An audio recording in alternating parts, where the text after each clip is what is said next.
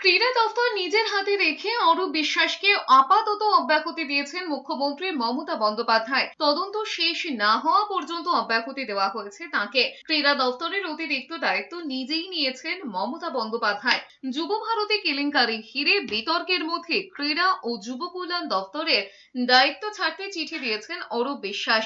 বিষয়টি তৃণমূল মুখপাত্র কুণাল ঘোষ ফেসবুক পোস্টে প্রথম প্রকাশ্যে এনে অরূপ বিশ্বাসকে অব্যাহতির মুখ্যমন্ত্রীর অনুমোদনের কথা জানিয়েছেন। অরূপ বিশ্বাস ক্রীড়া ও যুব কল্যাণ দপ্তর ছাড়াও বিদ্যুৎ দপ্তরের মন্ত্রী।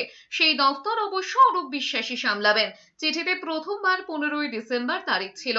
শ্রদ্ধেয়া দিদি দিয়ে শুরু করা চিঠিতে লেখা হয়েছে 13ই ডিসেম্বর মেসির কলকাতার সফরে যুব ভারতী ক্রীড়াঙ্গনে যে পরিস্থিতি হয়েছিল তার প্রেক্ষিতে ইতিমধ্যেই তদন্ত কমিটি গঠন হয়েছে। তাই নিরপেক্ষ তদন্তের স্বার্থে তিনি ক্রীড়া মন্ত্রী হিসেবে অব্যাহতি চাইছেন। শেষে লিখেছেন তার অনুরোধ যেন রাখা হয়, তবে চিঠির নিচে অরূপ বিশ্বাসের কোনো স্বাক্ষর দেখা যায়নি। ইতিমধ্যে ক্রীড়া ও যুব কল্যাণ দফতরের উচ্চ পদস্থ অফিসারদের নবান্নে ডেকে পাঠানো হয়েছে।